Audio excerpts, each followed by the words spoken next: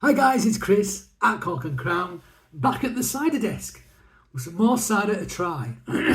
Started calling it the cider desk. The definite article. It's no replacement for the cider shed though. No way. We're going to be back in there though at some point, but for now we're here. Let's make the most of it. How bad can it be? We've got something potentially delicious to try. And we've kind of had it already, and not very long ago.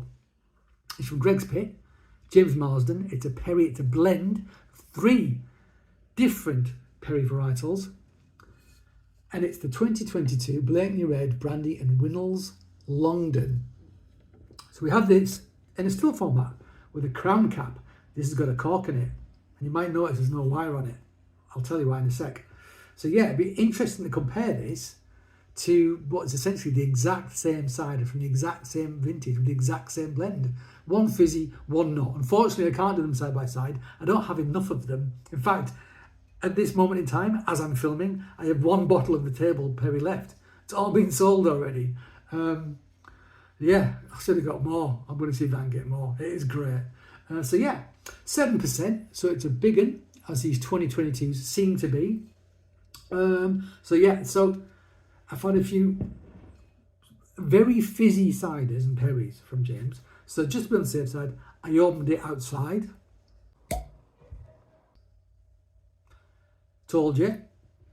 And I popped the cork back in after I'd opened it, just so to try and keep it fizzy as possible. I didn't open it very long ago, not very long ago, but this should come out very easily because I've just popped it back in. Pop! Now there's no smoking gun because the smoke has already dissipated, if you like. But let's pop it into this cider salon glass, which I'm going to attend in 2 days. And I'm a bit annoyed because I didn't get a ticket until 2 p.m. and all the talks are on before 2 p.m, between 10 and 1. So I'm going to miss all the talks, which is like, for me, as a cider geek, is the main reason to go, because I know most of the perries and ciders. But I'm sure there'll be stuff that's there, which is great to try.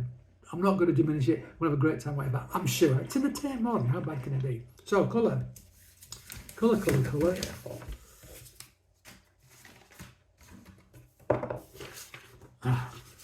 Yes, I was prepared for this. There you go. So it's nice, ooh, greenish gold, I want to call that. It's a greenish gold. And it's hazy, of course, it's unfiltered.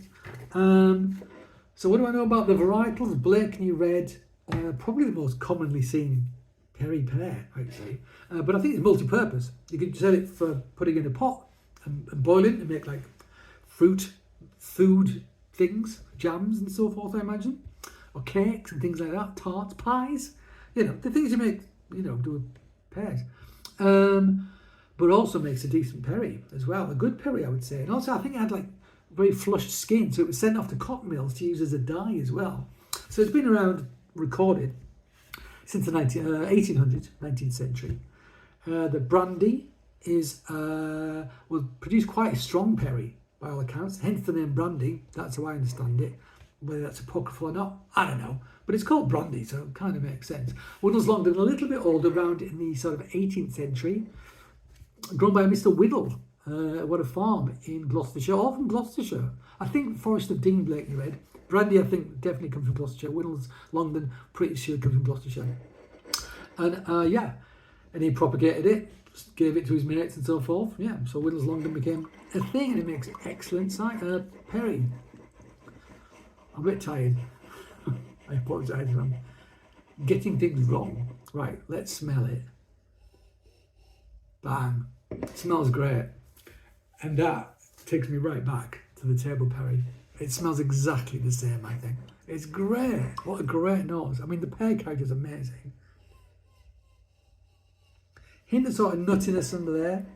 A little bit of, I was going to say swimming baths, which sounds absolutely derogatory, and it's not. It doesn't smell like chlorine. I don't know what I mean by that even, but it's something that made me think of swimming baths, which is a great smell. It reminds me of going to the baths and having fun as a kid and stuff like that.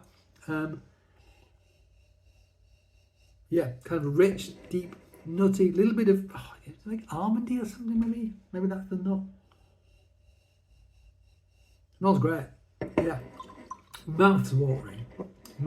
So this is pet nat, so bottled before the end of fermentation to get the sparkle.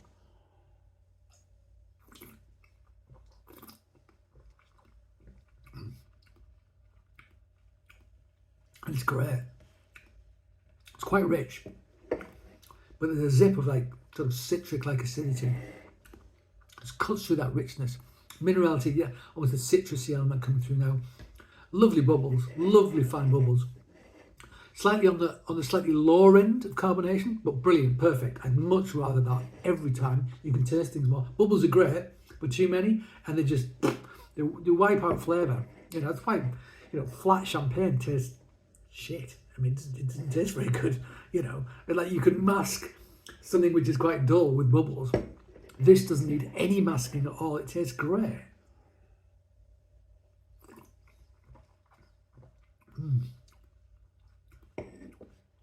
It's got weight on the palate, 7%. I think the still felt even weightier because it didn't have the bubbles. It's got to lighten it a bit. But yeah, really nice, really nice. Great nose. Man, I could smell that for days. What did I say? Like pears, swimming baths and almonds or something. Tasting notes, guys. I can only report what I get, right? You may get something totally different, and that's fine. It's entirely subjective. What's fundamentally important is it any good? Yes, it is. It is any good. In fact, it's better than any good. It's very good.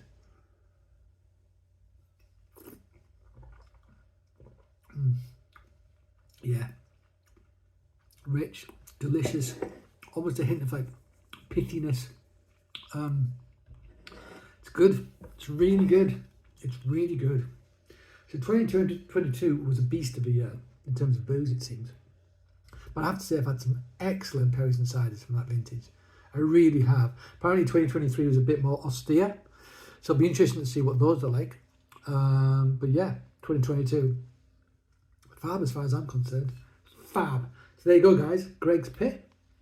Gregg's Pit. Beautiful wood cut. Green, which didn't know what says to Perry. 2022. Blakeney Red, Brandy and Winnal's Longden. We like. And if it sells as fast as the still, I've probably sold out already. There you go. Them's the breaks. All right, guys. Thank you for joining me at the cider desk. I hope you join me again, but until that time, cheers.